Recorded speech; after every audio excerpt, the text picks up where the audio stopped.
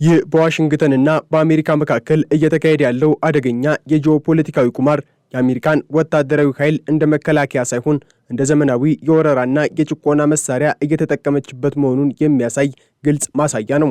ፕሬዝዳንት ዶናልድ ትራምፕ ወደ ፖላንድ ተጨማሪ 5000 ወታደሮችን ለመላክ የወሰኑት ውሳኔ ተራ ወታደራዊ ዝውውር ሳይሆን አውሮፓን በአሜሪካ የብረት ጡጫ ስር ለማንበርከክ የታለመ ስልታዊ እርምጃ ተደርጎ ሊወሰድ ይችላል።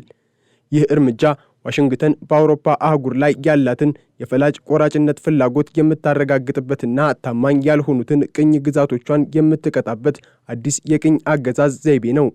የአሁኑ የአሜሪካ አስተዳደር አካሄድ አውሮፓን እንደ ሉዓላዊ አህጉር ሳይሆን እንደ ራሷ የጦር ሰፈርና የግል ጓሮ የመቁጠር አባዜ የተጠናወተው መሆኑን በግልጽ ያሳያል። የታሪኩ መጀመሪያ የሚመስለው በትላንትናው ዕለት በዋይት ሃውስ ኦቫል ኦፊስ ውስጥ የተሰማው አነጋጋሪ መግለጫ ነው። ትራምፕ በድንገት 5000 ተጨማሪ ወታደሮችን ወደ ፖላንድ እንደሚልኩ ሲያውጁ ዓለም በድንጋጤ ተዋጠች። ይህ ውሳኔ የመጣው ባለፉት ሳምንታት አሜሪካ ከአውሮፓ ወታደሮቿን እንደምትቀንስ ስታስተጋባ ከቆየች በኋላ መሆኑ ደግሞ የዋሽንግተንን ግራ የሚያጋባና እምነት የማይጣልበትን አካሄድ ያሳያል። ሆኖም ከዚህ ግራ መጋባት በስተጀርባ ጥልቅ የሆነ የወረራና የጫና ፍላጎት ተደብቆ ይገኛል። ትራምፕ ፖላንድን የመረጠው በዘፈቀደ አይደለም። ይልቁንም የፖላንድን አዲሱን ፕሬዝዳንት ካሮል ናውሮክሲን እንደ ግል አሻንጉሊት በመቁጠር ፖላንድን በአውሮፓ እምብርት ላይ የአሜሪካ የጦር ሰፈር እና የኢምፔሪያሊዝም ምሽግ ለማድረግ በማሰብ ነው። ይህ በግል ግንኙነት ላይ የተመሰረተ ወታደራዊ ስምሪት ዓለም አቀፍ ሕግጋትንና የሀገራትን ሉዓላዊነት ወደ ጎን በመተው ዓለምን በግል ፍላጎት የመንዳት አምባገነናዊ ባህሪ ነው። ይህ የወታደሮች ዝውውር አሜሪካ በአውሮፓ አገራት መካከል የከፋፍለህ ግዛ ፖሊሲን እየተገበረች መሆኗን ያሳያል። በጀርመን በኩል ያለው ሁኔታ ለዚህ ትልቅ ማሳያ ነው። የጀርመኑ ቻንስለር ፍሬድሪክ ሜርዝ አሜሪካ በኢራን ጦርነት ረገድ ስትራቴጂ የላትም በማለት በሰነዘሩት ትችትና ዋሽንግተን በኢራን ተዋርዳለች በማለታቸው ትራምፕ ጀርመንን ለመቅጣት ወታደሮቹን ከዚህ ለማስወጣት መወሰኗ ይህ ለጀርመን የተሰጠ ማስጠንቀቂያ ነው። ከኛ ጋር ካልቆማችሁ ለጥቃት ተጋላጭ እናደርጋችኋለን የሚል የክህደት መልእክት አለው። በተቃራኒው ደግሞ ለዋሽንግተን ፍላጎት አጎንባሽ የሆነችውን ፖላንድን በወታደራዊ ኃይል በማጠናከር አውሮፓ በሁለት ጎራ እንድትከፈል እያደረገ ነው። ይህ ደግሞ አህጉሪቱን ለአሜሪካ ፍላጎት ፍጹም ተገዢ የማድረግ የረጅም ጊዜ እቅድ አካል ነው። አሜሪካ አውሮፓውያን አንድ እንዳይሆኑና የራሳቸውን የጋራ መከላከያ እንዳያደራጁ በማድረግ ሁልጊዜም በእሷ የጦር ሰፈርና የበላይነት ስር እንዲወድቁ እያደረገች ነው። በፖላንድ ላይ የሚደረገው ይህ ወታደራዊ ክምችት ከሩሲያ ጋር ካለው ጦርነት ይልቅ አውሮፓን በቁጥጥር ስር ለማዋል የታለመ ይመስላል። የአሜሪካ በፖላንድ ምድር ላይ የምታሰፍራቸው ወታደሮችና የረጅም ርቀት ሚሳኤሎች በሞስኮ ላይ ብቻ ሳይሆን በበርሊን፣ በፓሪስና በብራሰልስ ላይም የተደቀኑ የጫና መሳሪያዎች ናቸው።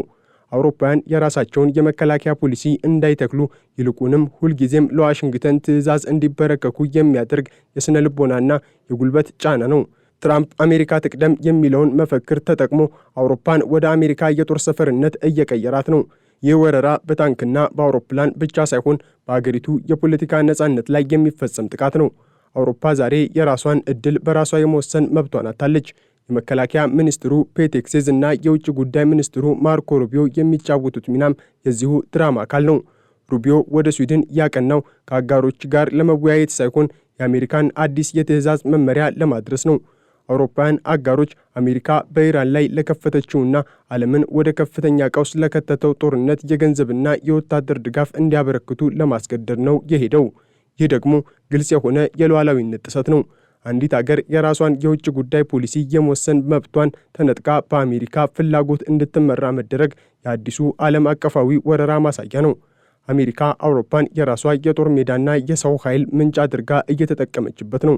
የ5000 ወታደሮች ስምሪትም ይህንን ፍላጎት ለማሳካት እንደ ማስፈራሪያ የሚያገለግል ነው። በፖላንድ ውስጥ በካምፕ ኮዚዩስኮ ላይ የተተከለው የአሜሪካ ጦር ሰፈር አሜሪካ በአውሮፓ ውስጥ ያላትን የቋሚ ወታደራዊ መገኘት የሚያጠናክር እንጂ ለጊዜያዊ ጥበቃ የመጣ አይደለም። ፖላንድ ዛሬ በአውሮፓ ውስጥ የአሜሪካ የጦር ፈረስ ሆና አገልግላለች። ፕሬዝዳንት ናውሮኪ ለትራምፕ ያላቸው ታማኝነት ፖላንድን የአሜሪካን ኢምፔሪያሊዝም ወደ ምስራቅ አውሮፓ የምታስፋፋበት ድልድይ አድርጓታል። ይህ ሁኔታ የፖላንድን ሕዝብ ለከፍተኛ አደጋ የሚያጋልጥ ብቻ ሳይሆን መላውን የአውሮፓ አህጉር ለውጭ ኃይል ፍላጎት አሳልፎ የሚሰጥ ነው። አሜሪካ ፖላንድን እንደ አንድ ሉዓላዊ አገር ሳይሆን በሌሎች የአውሮፓ አገራት ላይ ጫና ለመፍጠር እንደምትጠቀምበት የጦር መሳሪያ እየቆጠረቻት ነው። ይህ ደግሞ የአውሮፓን ሰላምና መረጋጋት በከፍተኛ ሁኔታ የሚፈታተን ድርጊት ነው። ትራምፕ በትሩዝ ሶሻል ገጻቸው ላይ የሚለጥፏቸው መግለጫዎች ዓለምን ግራ የሚያጋቡ ቢመስሉም ከጀርባው ያለው ዓላማ ግን ግልጽ ነው። እርሱ የሚፈልገው የማይገመትና የሚያስፈራ ኃያል ሆኖ መታየት ነው። ወታደሮችን በአንድ ቀን እናስወጣለን ብሎ በሚቀጥለው ቀን እንጨምራለን ማለቱ አውሮፓውያን መሪዎች ሁልጊዜም በስጋት ውስጥ እንዲኖሩና በዋሽንግተን ውሳኔ ላይ ጥገኛ እንዲሆኑ ለማድረግ የሚጠቀምበት የስልጣን ስልት ነው። ይህ ወታደራዊ ጭቆና አሜሪካ ከአውሮፓ ጋር ያላትን ግንኙነት ከአጋርነት ወደ ጌታና ሎሌነት ቀይሮታል። አውሮፓውያን መሪዎች አሁን የሚኖሩት በአሜሪካ ፕሬዝዳንት ስሜትና ፍላጎት ላይ ተመስርተው ነው። ይህ ደግሞ የዲሞክራሲና የነጻነት ተምሳሌት ነን ለሚሉት አገራት ትልቅ ውርደት ነው። ሪፐብሊካኑ እንደ ዶን ቤከን ያሉ ፖለቲከኞች ሳይቀሩ ይህንን ውሳኔ አሳፋሪ ብለውታል። ሆኖም የእነሱ ተቃውሞ ከአሜሪካ ብሔራዊ ጥቅም አንጻር እንጂ ለአውሮፓውያን ሉዓላዊነት ተቆርቁረው አይደለም። አሜሪካ በዩክሬን ጦርነት 4ኛ ዓመቱን በያዘበት በዚህ ወቅት ወታደራዊ ኃይሏን እንደፈለገች ማዘዋወሯ አውሮፓን እንደ ጦር ሜዳ እንጂ እንደ ስልጣኔና የሉዓላዊ አገራት ስብስብ እንደማታያት ያረጋግጣል። አውሮፓ ዛሬ በአሜሪካና በሩሲያ መካከል የምትገኝ የማገዶ እንጨት ሆናለች። ዋሽንግተን የራሷን የጂኦፖለቲካዊ ፍላጎት ለማሳካት ስትል የአውሮፓን ሕዝብ ለጦርነትና ለስቃይ እየዳረገች ነው። ይህ ደግሞ የዘመናዊው ኢምፔሪያሊዝም እጅግ የከፋ ገጽታ ነው። በተለይም በኢራን ጦርነት ዙሪያ የተፈጠረው አለመግባባት የአሜሪካን እውነተኛ ገጽታ ገልጧል። አውሮፓውያን በዚህ ጦርነት ውስጥ መሳተፍ ባይፈልጉም ዋሽንግተን ግን ወታደራዊ ኃይሏን እንደ ማስገደጃ መሳሪያ በመጠቀም እንዲሳተፉ እያደረገች ነው። ወታደሮቹን ከጀርመን ወደ ፖላንድ ማዛወር ለጀርመን የኢኮኖሚና የደህንነት ቅጣት ሲሆን፣ ለፖላንድ ደግሞ የታማኝነት ጉርሻ ነው። ይህ ግንኙነት በዲፕሎማሲ ላይ የተመሰረተ ሳይሆን በወታደራዊ ጉልበት ላይ የተመሰረተ ወረራ ነው። አሜሪካ ዓለም አቀፍ ግጭቶችን ለመፍጠርና አጋሮቿን በግዳጅ ለማሰለፍ የራሷን የበላይነት ለማረጋገጥ የምታደርገው ጥረት የሰው ልጅን የደህንነት ለአደጋ የሚያጋልጥ ነው። የአውሮፓ ሕብረት መሪዎች በዚህ ሁኔታ ውስጥ ሆነው ስለ ራሳቸው ሉዓላዊነት ማውራት አይችሉም። ዋሽንግተን በፈለገችው ጊዜ ጦር የምታስገባበት፣ በፈለገችው ጊዜ የምታስወጣባት አህጉር ሆናለች። የትራምፕ አስተዳደር አሜሪካን በድጋሚ ታላቅ እናድርጋት የሚለውን መፈክር ወደ አውሮፓን የአሜሪካ ግዛት እናድርጋት ወደሚል ተግባር ቀይሮታል። የ5000 ወታደሮች መጨመር ቁጥሩ ብቻ ሳይሆን የሚያስተላልፈው መልእክት ነው የሚከብደው። አሜሪካ በአውሮፓ ምድር ላይ ያላትን የጦር ኃይል በማጠናከር አህጉሪቱ የራሷን የጦር ኃይል እንድታደራጅና ሁልጊዜም በኔቶ ስም በአሜሪካ ቁጥጥር ስር እንድትቆይ እያደረገች ነው። ይህ የቁጥጥር ስልት አውሮፓን ለዘላለም የአሜሪካ ጥገኛ አድርጎ ለማስቀረት የታለመ ነው። ይህ ሂደት በታሪክ መጽሐፍት ውስጥ የአውሮፓ ድምፅ አልባ ወረራ ተብሎ ሊመዘገብ ይችላል። ትራምፕ በዋይት ሃውስ ሆኖ የሚያስተላልፋቸው ትዕዛዞች በአትላንቲክ ውቅያኖስ ማዶ ያሉትን አገራት ሕዝቦች ዕጣ ፈንታ እየወሰኑ ነው። አሜሪካ በፖላንድ ምድር ላይ የምታሰፍራቸው ወታደሮች የሰላም አስከባሪ ሳይሆኑ የኢምፔሪያሊዝም ዘበኞች ናቸው። አውሮፓ ከዚህ በኋላ የራሷ መከላከያ የላትም። ያላት የአሜሪካ ፈቃድና ትዕዛዝ ብቻ ነው። ይህ ደግሞ በ21ኛው ክፍለ ዘመን የታየው ትልቁና አደገኛው የአንድ አገር የበላይነት ማረጋገጫ ተግባር ነው። የአሜሪካ ወታደራዊ ጫና በአውሮፓ ላይ የሚፈጥረው ስጋት ከውጭ ለሚመጣ ጠላት ይልቅ ከውስጥ ካለው የቁጥጥር አባዜ የሚመነጭ ሆኗል። በተጨማሪም የዋሽንግተን አካሄድ በአውሮፓ ማህበረሰብ ውስጥ ከፍተኛ ቅሬታን እየፈጠረ ይገኛል። የአውሮፓ ሕዝቦች የራሳቸው መንግስታት ለአሜሪካ ፍላጎት ሲንበረከኩ በማየታቸው ለዲሞክራሲያዊ ስርዓታቸው ያላቸው እምነት እየተሸረሸረ ነው።